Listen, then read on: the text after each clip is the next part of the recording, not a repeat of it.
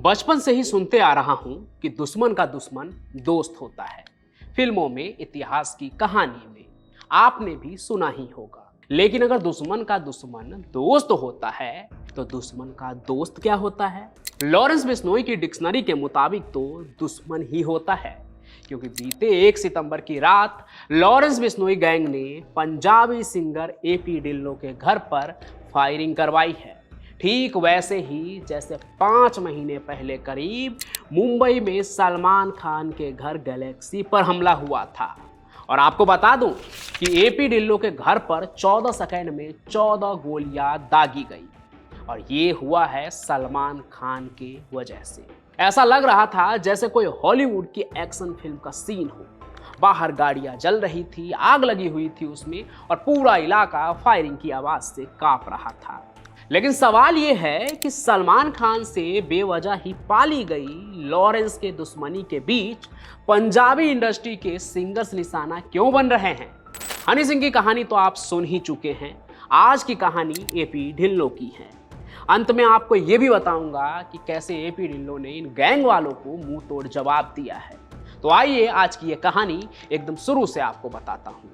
आज से लगभग 1 महीने पहले एपी ढिल्लों के यूट्यूब चैनल पर एक म्यूजिक वीडियो अपलोड होता है, नाम ओल्ड मनी। वीडियो के अंदर गैंगवार और बहुत सारा असला है। अब आप सोचेंगे पंजाबी गाने में ये कोई नई बात थोड़ी है। बिल्कुल सही, लेकिन उस वीडियो में भाई भी हैं, बॉलीवुड के भाईजान सलमान खान, जो उस म्यूजिक वीडियो में मेन हीरो है, और उसमें तबीयत से गैंगस्टर को कूटते हुए नजर आ रहे हैं, बंदूक से, चाकू से, अपने हाथों से। इधर वीडियो को 1 करोड़ लोगों ने देखा, और उधर एपी ढिल्लों के कनाडा के मकान पर कुछ शूटर्स ने ताबड़तोड़ फायरिंग की। फायरिंग भी ऐसी वैसी नहीं, सिर्फ 14 सेकंड में 14 गोलियां बरसाई गई, यानी हर सेकंड 1 गोली। क्यों? अब तक तो आप वजह समझ ही गए होंगे। असल में लॉरेंस बिश्नोई गैंग सलमान खान को अपना दुश्मन मानता है, और गैंग की नज़र में सलमान से दोस्ती ढिल्लों की सबसे बड़ी गलती है। इसलिए उन्होंने न सिर्फ फायरिंग करवाया, बल्कि घर के बाहर खड़ी गाड़ियों में भी आग लगवा दी। और तो और शूटर्स ने अपने इस करतूत को बाकायदा बॉडी वन कैमरे से शूट किया।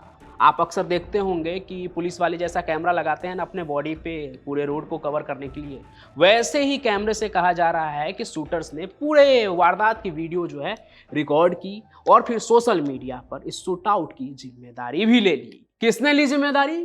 बिश्नोई गैंग के उसी मेंबर ने जिसने राजस्थान में करनी सेना के गोगा मेडी की हत्या की जिम्मेदारी ली थी, यानी रोहित गोदारा ने।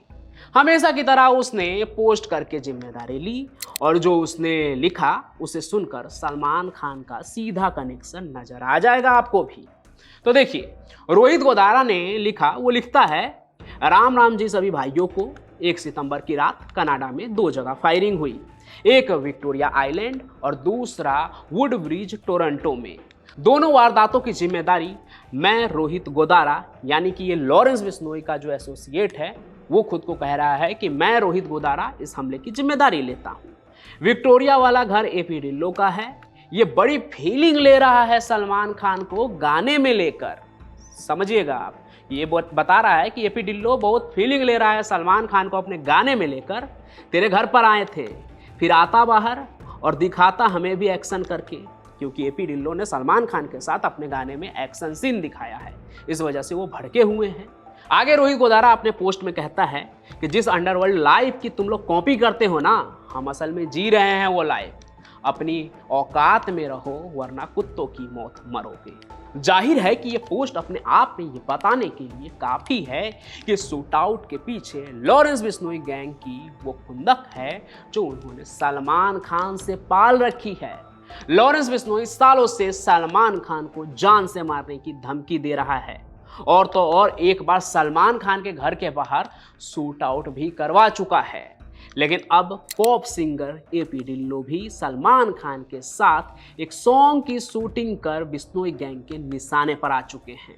उस गाने के बारे में तो मैं आपको बता ही चुका हूं, ओल्ड मनी, जिसमें सलमान खान के साथ साथ अंत में संजय दत्त भी दिखते हैं, और इसी गाने को देखकर गैंगस्टर भड़क गए। वैसे इस गाने में भी ढिल्लों ने अंडरवर्ल्ड की लाइफ को पोर्ट्रे किया था, और यही वजह है कि जब गोदारा ने इस शूट आउट की जिम्मेदारी ली तो उसने कहा कि तुम जिस अंडरवर्ल्ड लाइफ की कॉपी करते हो ना अपने गानों में, वो लाइफ तो हम जी रहे हैं। मतलब जरा सोचिए इस गैंग की बेखौफी किस कदर बढ़ रही है। वैसे अगर आपने इस ओल्ड मनी गाने के एंड को देखा होगा तो संजू बाबा उसमें कहते नजर आते हैं एपी ढिल्लो को कि रब ने तैनू हुनर दिता है, गोली नाल नहीं अपने काम नाल मार। रब ने तेनू हुनर दिता है, गोली नाल नहीं अपने कम नाल मार, समझा।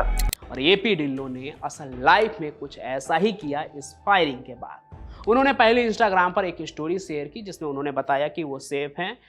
उन्होंने ये भी बताया कि उनके लोग भी सुरक्षित हैं। और बाकी इसके बाद उन्होंने एक पोस्ट भी शेयर किया जिसमें वो गाना गाते दिख रहे हैं अपने ही बेखौफ अंदाज में। टी शर्ट उन्होंने वो पहनी है जिसमें सलमान खान की तस्वीर छपी हुई है और वो लिखते हैं उस पोस्ट के नीचे कि उन्हें म्यूजिक से ज़्यादा किसी भी चीज़ की परवाह नहीं है। मतलब एक तरह से ये एपी ढिल्लो के जरिए उन दहशतगर्द लोगों को मुंह तोड़ जवाब है।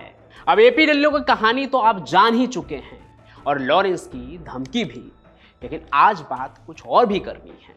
इस बात पर आपका भी जवाब चाहिए, आप लिखिएगा जरूर, क्योंकि ये शूट आउट अपने तरह की इकलौती वारदात नहीं है, बल्कि इससे पहले भी एक और पंजाबी सिंगर गिप्पी गरेवाल पर सलमान खान को भाई कहने की वजह से फायरिंग हो चुकी है।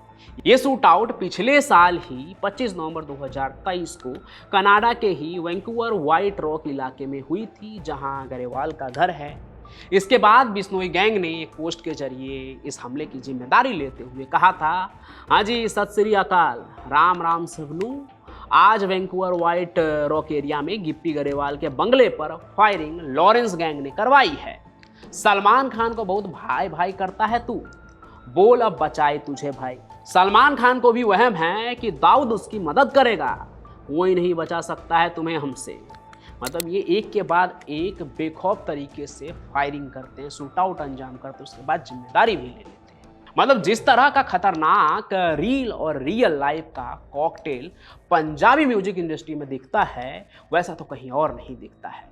ज़्यादातर पंजाबी गाने गैंगवार, गोलीबारी और वर्चस्व की लड़ाई पिक्चराइज करते हुए नजर आते हैं और पंजाबी म्यूजिक इंडस्ट्री भी कुछ इसी तरह गैंगवार और गैंगस्टरों के निशाने पर है, जिसमें एपी ढिल्लो के घर पर हुई फायरिंग इस वारदात के सिलसिले की महज एक कड़ी है।